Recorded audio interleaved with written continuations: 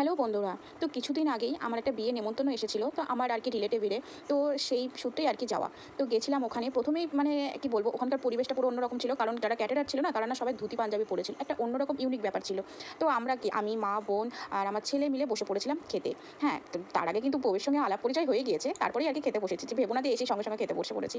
তো বললাম না, সত্যি করে বলতে পরিবেশটা পুরো অন্যরকম ছিল। তো দেখতেই পাচ্ছ, তোমাদের দেখাচ্ছি যে খাবার ইয়েতে কত রকম আইটেম ছিল, মানে আর তেমনি খাবারগুলোও না খুব ভালো ছিল। আর এই যে যারা হচ্ছে মানে যাদের বিয়েতে আমি ইনভাইট হয়েছিলাম, তো তারাই আর কি মানে আমার এক মামার বিয়ে হয়েছিল, তো তাতে ইনভাইট হয়েছিলাম, তো তার কারণেই আর কি যাওয়া। তো দেখছো যে প্রথমে পড়ে গেল ওটা পনির স্যাটে। তো মানে এতটা সুন্দর হয়েছিল না, খেতে খুব ভালো লাগছিলো।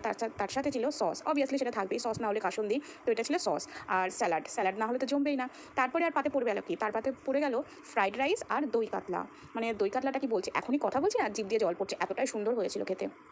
তারপরে সাদা ভাত, যেটা বাঙালির আর কি মানে কি বলবো ইমোশন, সাদা ভাতটা। তো সাদা ভাত, ডাল, আলুর চিপস পড়ে গেল, আর শেষ পাতে কি, যেটা সেরা সেটা হচ্ছে মাটন কষা। মানে এতটা সুন্দর ছিল আর এতটা সফট ছিল, তোমরা দেখতেই পাচ্ছ, হাত দিয়ে একটুখানি চাললাম না কেন ছিঁড়ে গেল। আর শেষ পাতে আমের চাটনি আর পাঁপড়। আর এটা না হলে তো জমবে না ঠিক, তাই তো? আর কি, আর শেষ পাতে পান, এটা না হলে ঠিক জমে না, তাই তো?